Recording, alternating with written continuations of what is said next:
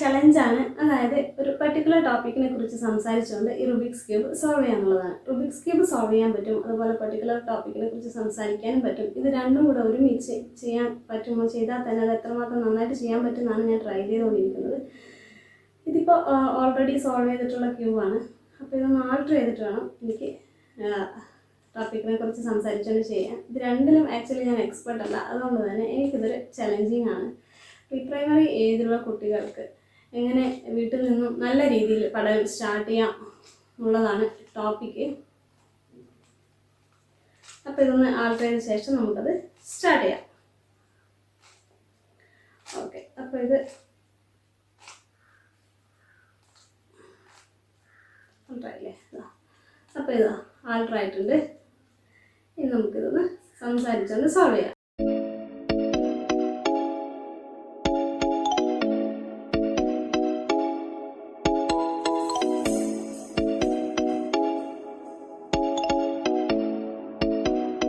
ആദ്യം തന്നെ എനിക്ക് പറയാനുള്ളത്, ഏതൊരു കുട്ടിയുടെയും വിദ്യാഭ്യാസത്തിൻ്റെ ബേസിക് ഫൗണ്ടേഷൻ എന്ന് പറയുന്നത് അത് വീട്ടിൽ നിന്ന് സ്റ്റാർട്ട് ചെയ്യേണ്ട ഒരു കാര്യമാണ് അല്ലേ?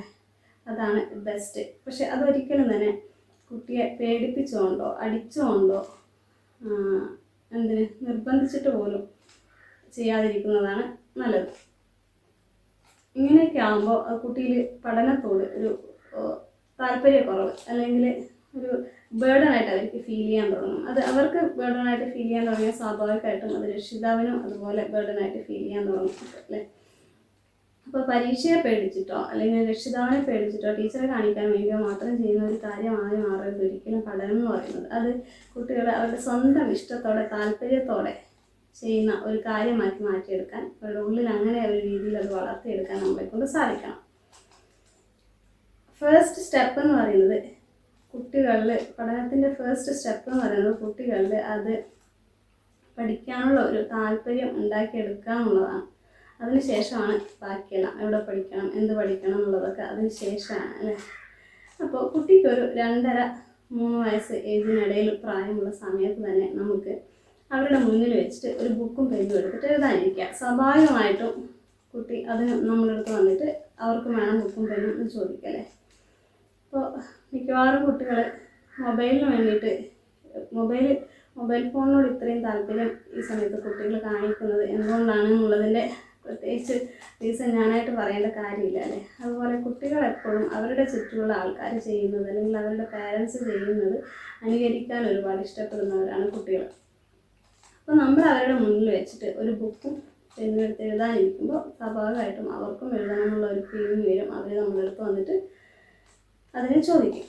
അപ്പോൾ അവർക്കൊരു ബുക്കും പെന്നും അല്ലെങ്കിൽ പേപ്പറും പെൻസിലും അല്ലെ ചോക്കും സ്ലേറ്റും അങ്ങനെ അവൈലബിൾ ആയിട്ടുള്ള എന്തെങ്കിലും ഒന്ന് കൊടുക്കുക. ഇതിനായിട്ട് നമ്മൾ പുറത്തു പോയിട്ട് പുതിയൊരു ബുക്കും പെന്നും വാങ്ങിച്ചിട്ട് കൊടുക്കേണ്ട കാര്യമൊന്നുമില്ല. ഇപ്പോൾ വീട്ടിൽ മുതിർന്ന കുട്ടികളുണ്ടെന്നുണ്ടെങ്കിൽ അവരുടെ പഴയ ബുക്സിൽ എന്തായാലും കുറച്ച് പേപ്പേഴ്സ് ബാലൻസ് എടുക്കുന്നുണ്ടാവും അല്ലേ? അപ്പോൾ അതെടുത്തിട്ട് കൊടുക്കാം. അല്ലാന്നുണ്ടെങ്കിൽ അവർക്ക് നമ്മുടെ വീട്ടിൽ തന്നെ ഈ 1 സൈഡ് പ്രിൻ്റഡ് ആയിട്ടുള്ള പേപ്പേഴ്സ് ഒരുപാടുണ്ടാവും അല്ലേ? യൂസ് ചെയ്യാതെ വെച്ചിട്ടുള്ള.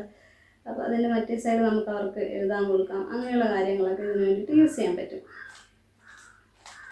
അപ്പോൾ ഇത് കൊടുത്തു കഴിയുമ്പോൾ അവർ സ്വാഭാവികമായിട്ട് ചെയ്യുന്നത് അതിൽ എന്തെങ്കിലുമൊക്കെ കുത്തിക്കുറിച്ചിടുക എന്നുള്ളതാണ് അല്ലേ?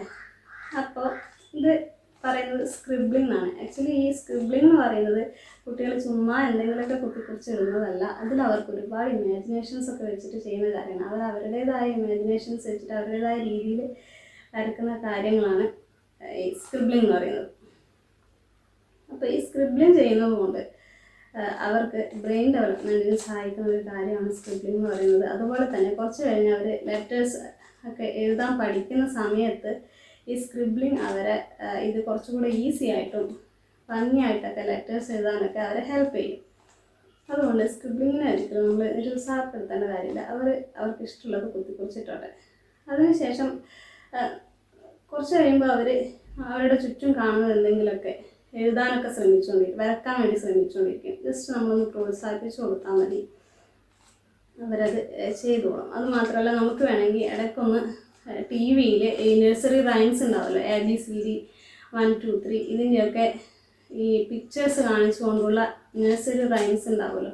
അപ്പോൾ അതൊക്കെ ടി വിയിലൊന്ന് ഇടയ്ക്കൊന്ന് ഇട്ട് കൊടുക്കുക. ഇടയ്ക്കെന്നാണ് ഞാൻ പറഞ്ഞത്. ഇപ്പോൾ മുഴുവൻ സമയം ഇട്ട് കൊടുത്തിട്ടുണ്ടെങ്കിൽ സ്ക്രീൻ അഡിക്ഷൻ കുട്ടികളിലുണ്ടാകും. അതുകൊണ്ട് ഇടയ്ക്കൊന്ന് അതൊക്കെ ഇട്ട് കൊടുക്കുകയാണെങ്കിൽ അവർക്ക് ഇഷ്ടപ്പെട്ടിട്ടുള്ള കുറച്ച് ലെറ്റേഴ്സും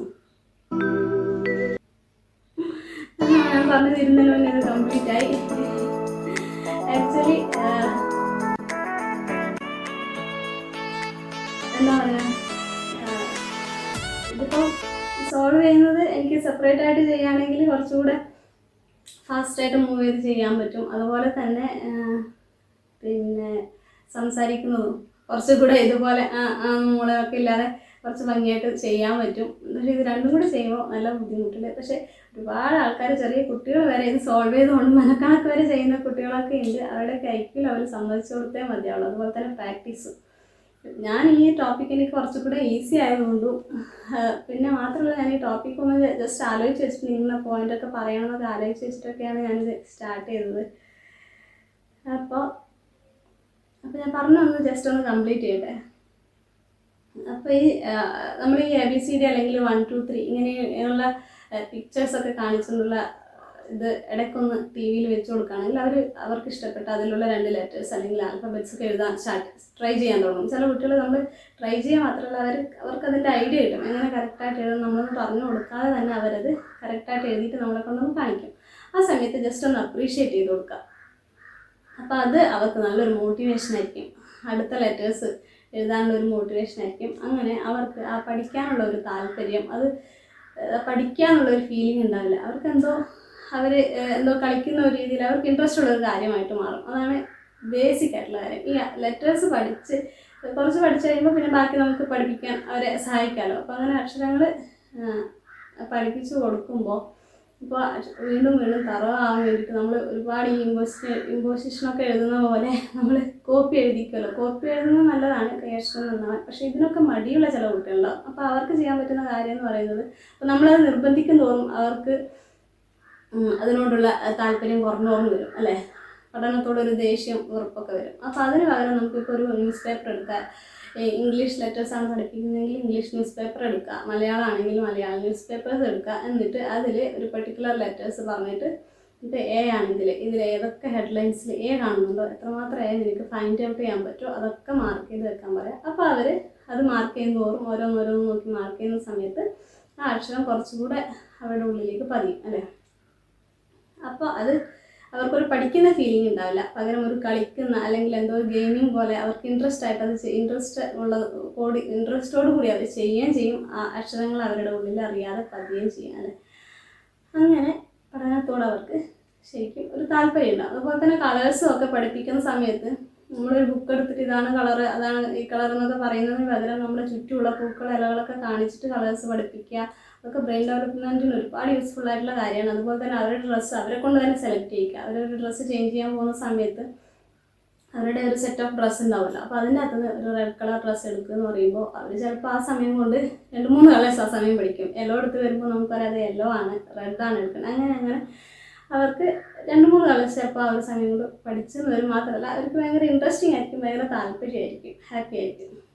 അപ്പോൾ അങ്ങനെയൊക്കെ കുട്ടികൾ നമ്മുടെ സ്റ്റാർട്ട് ചെയ്യുന്നത് എപ്പോഴും ഒരു താല്പര്യത്തോടു കൂടിയായിരിക്കണം. അല്ലാതെ ആദ്യം തന്നെ നമ്മൾ കുത്തിയിരുന്ന് പഠിപ്പിക്കാനായിട്ട് ഇരുത്തി പഠിപ്പിക്കുകയാണെന്നുണ്ടെങ്കിൽ പഠനം ഉള്ളത് വലിയ താല്പര്യമില്ലാത്തൊരു കാര്യമായിട്ട് മാറും കുട്ടികൾക്ക്. അപ്പോൾ ഇത്രയൊക്കെയാണ് പറയാനുള്ളത്. അതിന് മുന്നേ ഞാനിത് സോൾവ് ചെയ്തിട്ട് കഴിഞ്ഞു. അപ്പോൾ വീഡിയോ ഇഷ്ടപ്പെട്ടാൽ ഇനി ഇതിനെന്തെങ്കിലും നിങ്ങൾക്ക് സജഷൻസ് കമൻസൊക്കെ ഉണ്ടെന്നുണ്ടെങ്കിൽ കമൻറ്റ് ചെയ്യുക. അതുപോലെ വീഡിയോ ഇഷ്ടപ്പെട്ടാൽ ആരും ലൈക്ക് ചെയ്യാൻ മറന്നു പോകരുത്. Stay safe, take care, by.